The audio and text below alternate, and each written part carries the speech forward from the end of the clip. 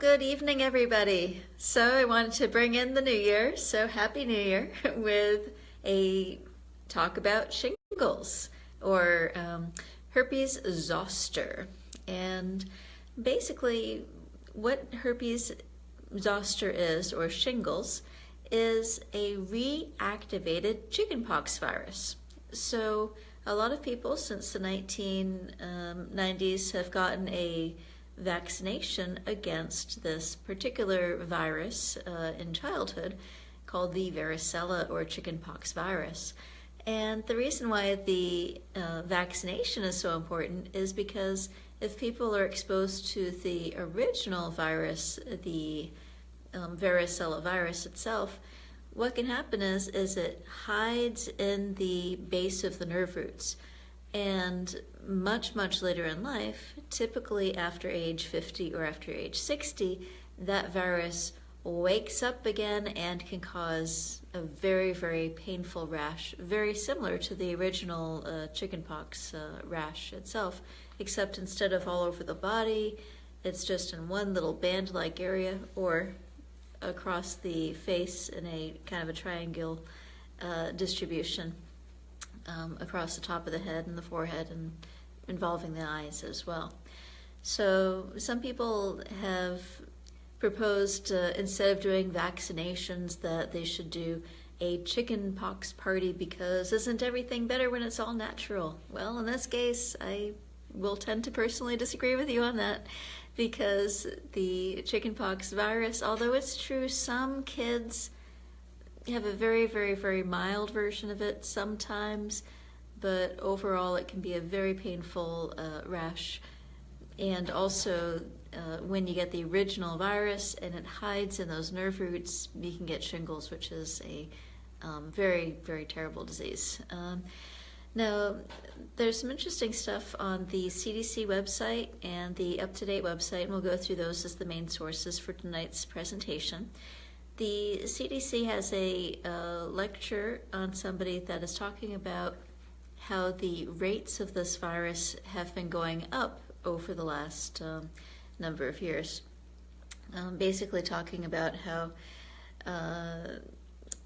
it used to be only every, I'm pulling it up again here,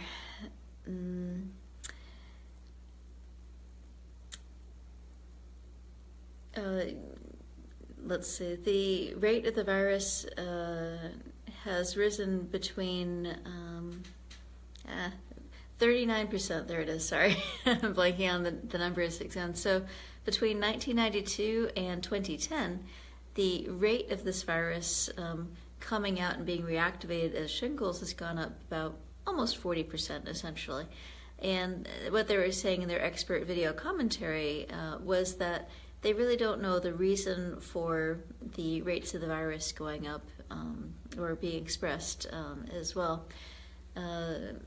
Knowing something about our current food and lifestyle factors and other kinds of things, one can maybe do some presuppositions that maybe something about our current lifestyle and diet and so forth might be contributing to that re-release of those virus particles out there.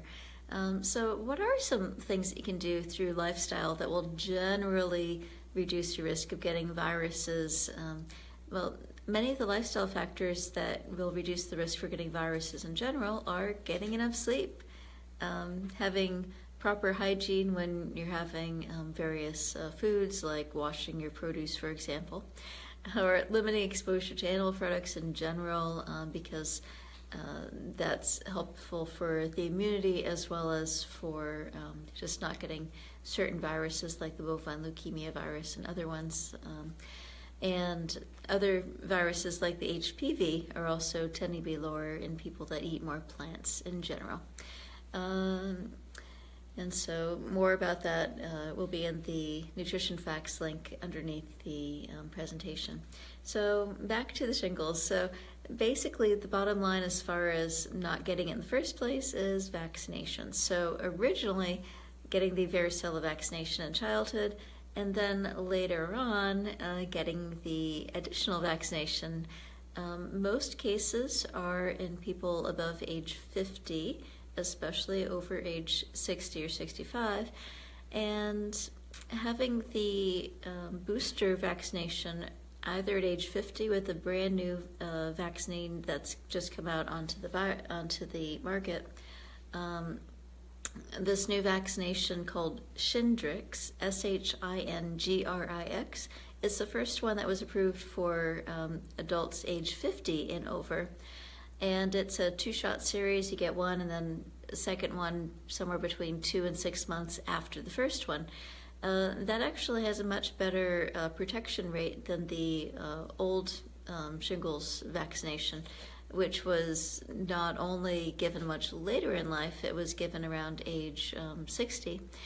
But the effectiveness of the new one is about 85 to 90% effective, as opposed to the other one, which was maybe about 60 or 70% effective, depending on where you're looking at your rates. And so about 20% of people will develop shingles in their lifetime. And as mentioned before, the only people that get it are the people who have actually had chickenpox.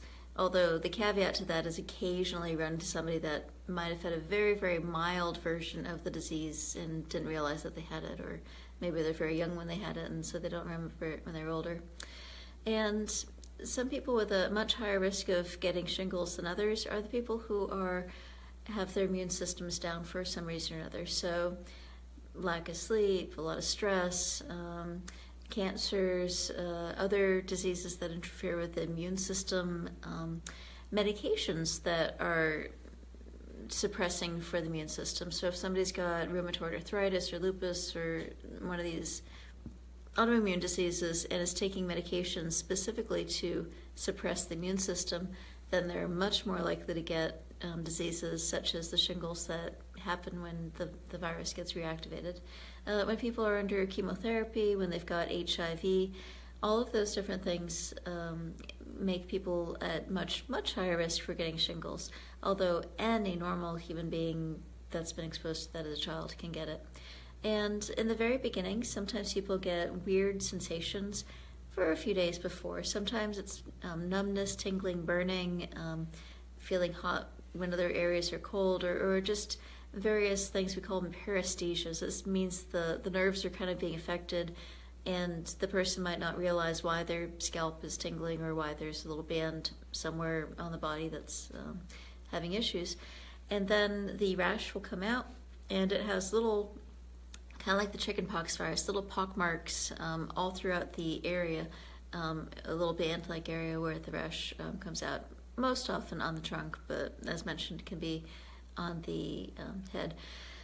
So within a few days, 3 to 4 days, the blisters become open sores and ulcers, and sometimes those ulcers can actually get infected with other bacteria and things, so keep them clean and keep an eye on them.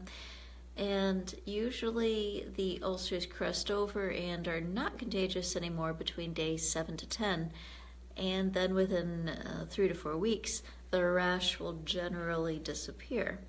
And sometimes scarring and other changes in skin color, for example, can happen long after the shingles rash itself has gotten better. In certain individuals, they tend to get post-inflammatory darkening of the skin, so that's a very common skin change that can happen. And the main thing is shingles, is it contagious? Yes, in a way, because the chickenpox virus that is waking up again in that rash is very contagious. And so you can develop the chickenpox after direct skin-to-skin contact with a blister or by inhaling it in the air, so basically being around someone with chickenpox, to someone whose immune system is naive, or if they're otherwise susceptible to it, they can get chickenpox, and then later in life they can get shingles as well. The biggest problem with shingles, though, is yes, it's a rash, yes, it's contagious, and yes, it's very troublesome, but about 10% of people, 10 to 15% of people that get this post-herpetic pain or post-herpetic neuralgia is the most troublesome problem with it. Basically, the same area that gets affected by the rash can develop a persistent stabbing, burning pain sensation, and this can go on for months to years. Some occasionally doesn't go away at all, but the pain can be so severe that it can cause trouble sleeping, weight loss, depression, and otherwise interfere with your daily activities. And so that's one of the reasons why it's good to, one, prevent shingles in the first place by taking care of yourself, getting adequate vaccinations. About only 20% of our adult population in the United States is vaccinated against the shingles, and so there's obviously a lot of room for people to be able to get vaccines that haven't gotten this particular thing. One of my friends recently had it across the face, and when you have it in this particular location, that only happens in about 2% of people. They could actually get potentially blinded in that particular eye, just because sometimes when it wakes up in that area, it can really affect the eye itself. And so basically you can get a lot of issues with it as well. It can even cause retinal damage, or basically the back of the eyeball, the retina can be affected by the shingles. And so basically the medications that we use for it, the mainstay of treatment is symptomatic care and antivirals. Someone is asking, what if you don't know if you've ever had chickenpox? It's actually very easy to tell with a test. You just check the blood, and if the person has antibodies against the varicella virus, then it's a proof that you've been exposed to the chickenpox virus and are protected against it, or have had the chickenpox vaccination or varicella vaccination. So good question, Jean. Thank you.